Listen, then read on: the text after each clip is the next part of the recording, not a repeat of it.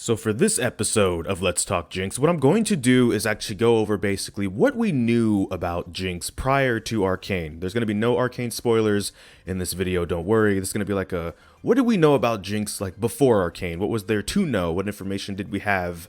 Etc. kind of a video. And so what I'm going to basically kind of just do is kind of like read over, for example, like the old lore, so to speak, and stuff like that, to give you an idea if you're someone like, what did people know going into this? If you're like just new to like League of Legends and Arcane and stuff in general though, but you've been curious, like, okay, but what was like on the table already? What was already there for people prior? So that's what this video is going to be. And so I'm just going to kind of read verbatim. We're going to skim over some stuff too and fill you in. So the old lore, like back when Jinx, because Jinx as a champion debuted in October of 2013. So it's almost been 8.5 years, 9 almost years once we get into 2022, that this champion has existed. And so in the old lore that dropped, when she dropped it, read like this. Let's see. Jinx lives to wreak havoc without a thought for the consequences, leaving a trail of mayhem and panic in her wake. A manic and impulsive criminal, she despises nothing more than boredom and gleefully brings her own volatile brand of pandemonium to the one place she finds the dullest, which is Piltover. With an arsenal of deadly toys, she unleashes the brightest explosions and loudest blast, all the better to shock and surprise the hapless authorities. Always just out of the law's reach, Jinx's favorite game is to toy with Piltover's finest, especially Vi. Also, so quick note, the first lore that kind of dropped back in 2013 was pretty short actually. There's 2 versions of this actually that we're going to get into as well. The second one is like a fleshed out version, because for those that don't know but might be interested, in 2017 they kind of started this with other regions too. There's other regions besides Piltover and Zaun and Runeterra, of course, Noxus, Demacia, Ionia, Shurima, etc. And they started fleshing out the lore of a bunch of champions and regions as they kind of reworked these places. So in 2017, we're going to see like the fleshed out version of this story. If you're like, that seems kind of small, a bit too small, actually, and compact. We'll get to that though. Piltover had been long known as a city of progress, a place where peace and order reigned. The scenario was a challenge when a new kind of criminal arrived, the likes of which had never been seen. This mysterious outlaw unleashed a series of warped and destructive capers that endangered the entire city and left its people reeling from the worst crime spree in Piltover's history. A string of crimes without rhyme or reason hit the city. Sightings of, or as the string of crimes without rhyme or reason hit the city, sightings of a lawbreaker emerged. Though the young woman's origins were a mystery, some saw traces of Piltover hex tech in her firearms. Others described the street fashions of Zaun in her dress. Because her arrival always brought trouble with it, those who crossed her path soon gave her the name Jinx. As Jinx's rampage escalated, Caitlin, the sheriff of Piltover, responded by declaring a state of emergency and organizing a citywide manhunt. In typical Jinx fashion, the criminal marked the Piltover treasury, the city's most secured building, with a direct challenge to its most abrasive officer. With a caricature of Vi's face splashed across the treasury's facade, I just can't read suddenly, and a scribbled time and date of her supposed raid, Jinx was openly daring the enforcer to stop her from robbing it. Determined to put the troublemaker behind bars, Vi watched and waited outside the treasury until Jinx's time had finally come. True to her scrawled promise, the smiling menace showed her face. Knowing this was her chance to capture the outlaw, Vi gave chase into the building's interior. She smashed through the wall after wall to chase Jinx down, who giggled as she lit up the evacuated treasury with fiery explosions. Vi finally cornered the criminal inside the vault, but Jinx wasn't done just yet. With a mechanical laugh, or more like mechanical, not really mechanical, like I said, I can't speak, it's not a robot laugh, she fired a barrage of rockets, bringing the entire building down upon them both. When Vi finally crawled out of the ruins, the battered enforcer found no trace of Jinx. Adding insult to injury, not a single ounce of gold had been taken from the ruined vault. Instead, the criminal left a parting message to her favorite officer of the law, a challenge now only visible through the gaping opening in Piltover's skyline. The lights of the city spelled out a simple taunt: "You'll never catch me." As Vi read the message, she heard the distant laughter of her new nemesis, and the city plunged into utter darkness for the very first time. That was it. That was the entirety of all we got when she first debuted. She was basically a mystery. And that was basically it. There was no information we knew prior, and that was kind of it for that. Now, when, like I said, the 2017 thing that I mentioned, because it's going to sound a little bit repetitive, but now you have context, this is how they fleshed out that a bit more. While most look at Jinx and only see a mad woman wielding an array of deadly weapons, a few remember her as a relatively innocent girl from Zaun, a tinkerer with big ideas who never quite fit in. No one knows for certain what happened to turn that sweet young child into a wild card, infamous for her blatant acts of destruction, but once Jinx exploded onto the scene in Piltover, her unique talent for sowing anarchy instantly became the stuff of legend. Jinx first gained notoriety through her anonymous pranks on the citizens of Piltover, particularly those with connections to the wealthy merchant clans. Those pranks range from moderately annoying to the criminally dangerous. She blocked streets on Progress Day with stampedes of exotic animals freed from Count May's menagerie. She disrupted trades for weeks when she lined the city's iconic bridges with adorable, destructive flame chompers. Once she even managed to move every street sign of the town to newly and utterly confused locations. Though this unknown troublemaker's targets seem random and her motivations nothing more than pure chaos, her actions always serve to bring the city's orderly bustle to a screeching halt. Naturally, the wardens attribute some of her crimes to chempunk gangs from the Undercity. Having others get credit for her manic schemes didn't set well with Jinx, so she made sure to make her presence known at every future crime scene. Rumors soon circulated of the mysterious blue-haired Zonite girl carrying chemtech explosives, a shark-mouthed rocket launcher, and a repeater gun. Still, the authorities dismissed those reports as preposterous. After all, how could a lowly streak punk possibly obtain such lethal ordinances? Jinx's bombastic spree seemed endless, with the warden's attempts to catch the culprit thwarted at every turn. She began tagging her works of destruction with vivid graffiti and other taunting messages directed at the city sheriff's newest ally in the fight against crime, Enforcer Vi.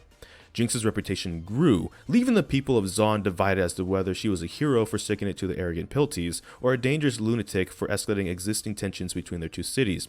After months of ever-increasing carnage, Jinx unveiled her biggest plan yet. In her trademark electric pink, Jinx dabbled the walls of the elliptic vaults, one of Piltover's most secure treasuries, with the very unflattering caricature of Enforcer Vi. And details of her intention to rob the stores within. An uneasy sense of anticipation settled on Piltover and Zaun, leading to the promised date of the heist. Many doubted Jinx would even have the guts to show up and risk almost certain capture. But the day arrived, and when it arrived, Vi and Sheriff Caitlin, the wardens, and the others prepared a trap for Jinx outside the treasury. But Jinx had already smuggled herself inside by way of an oversized coin crate that had been delivered days before. When Vi heard pandemonium erupt from inside the structure, she knew the wardens had been outclassed once again. She burst into the treasury, and the ensuing confrontation left the elliptic vaults in smothering ruins, and the merry mischief maker Jinx nowhere to be found. Jinx remains at large to this day, and is a constant thorn in Piltover's side. Her schemes have inspired copycat crimes amongst the chempunks, as well as numerous satirical plays lampooning the incompetence of the wardens, and even a smattering of new colloquialisms. I know how to pronounce that word, I just don't feel like it right now. I'm sorry. Throughout both cities, though yet no one has yet the courage to call Enforcer Vi pretty in pink to her face. Jinx's ultimate endgame and her obvious obsession with Vi both remain a mystery, but one thing is certain, her crimes are continuing and growing in sheer audacity. So yeah, it's for the most part fleshed out of the first story. That's what we got in 2017 as well. But that's really kind of all we knew lore-wise. There was actually just a lot we didn't know. She would graffiti stuff, X was here, and stuff like that. And so not, a name, a rhyme, or reason, nothing was actually really there. And something I want to jump over to is actually the AMA that came out, the AMA when Jinx dropped, actually. One of the specific quotes that is kind of was thrown around a lot was actually like Jinx's alignment. Is she just straight up evil? Is she like purely evil? Is she actually not? The thing that they like to use constantly is actually chaotic neutral, with the example they gave in here is like this. When we were working on Jinx, we repeatedly described her as chaotic neutral in order to convey the fact to our team that she's not overly malicious. She's not an overly malicious murder machine in her every waking moment. Not the Joker, in other words. If she were walking past a stranger in a dark alley, she wouldn't automatically stab that person and take their money. But if she were walking past a stranger in a dark alley near a pyre of fireworks, she would totally blow up the fireworks and unintentionally light the stranger on fire because the fireworks are freaking fun. That's her attitude. She's not a classy villain archetype. She's more of a trickster archetype who loves chaos. I think August also kind of characterized this as well, where it was like, you wouldn't basically stab the person for the sake of stabbing the person, but if that person was near the fireworks, she would blow that up without a second hesitation and not care if the person got blown up by the fireworks as well. And now, of course, chaotic neutral is a debated archetype. I think even in this thread, there are people that are talking about the differences about it.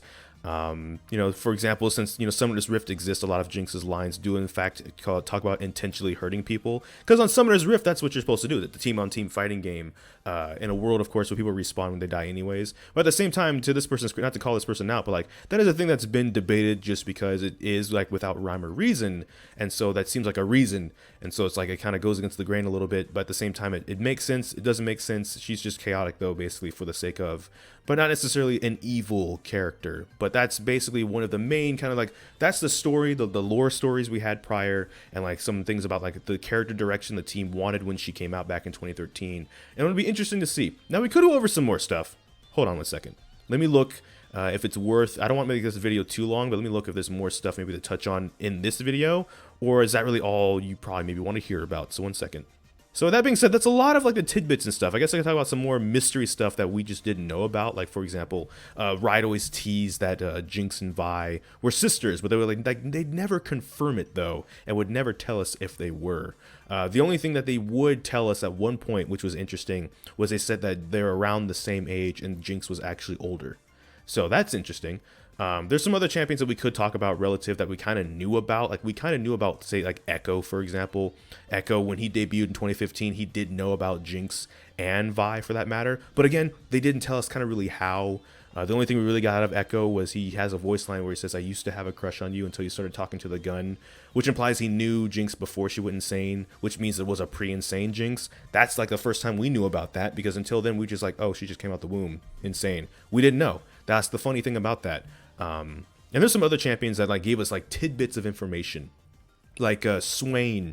Swain is a champion of Noxus who has a bunch of demon ravens. He he lost his arm and sold his soul to one or something like that, and so he can kind of become one in battle and stuff too, with his rework anyways. But his ravens are always about and always just collecting information. So Swain knows about Jinx and Vi and Echo and a lot of people's past, really across all the regions, because his ravens are always spying on people. So if you see a raven, it might be one of Swain's, and he might be spying on you, and you might want to shoot that thing, actually. That might be the one time that it's actually okay to do that, because you might be getting spied on. That's not good. And Warwick, meanwhile, he kind of hinted at that there was some sort of tragedy that happened in the past that we don't know about, but that Warwick was present for it, and he knew Jinx and Vi and some of the people were also present for it, and that in his particular words, or Swain, it was either Swain or Warwick said it was Jinx's fault. That's really all we knew, though, before Arcane. And again, I'm not going to spoil Arcane or anything that happens Arcane and any like line of the word. I'm going to keep on with that, with the we have in place as the mods. But I will say that is all we did know prior to it. And so there you go. If you're someone that's like, before I watch, what's everything I could possibly know about, you know, these champions? This is at least the Jinx video for that. And there we go. So that was all we kind of knew about Jinx prior, and now you're ready to go. So thank you so much for watching this video. Make sure to like, comment, and subscribe. Hit that bell notification, the actual subscribe button. But I don't know which video will be next. We just have to wait and see, because life can have a lot of kinks. So until this time, take care. ggGetJinxed. Thank you for watching, and enjoy pizza responsibly.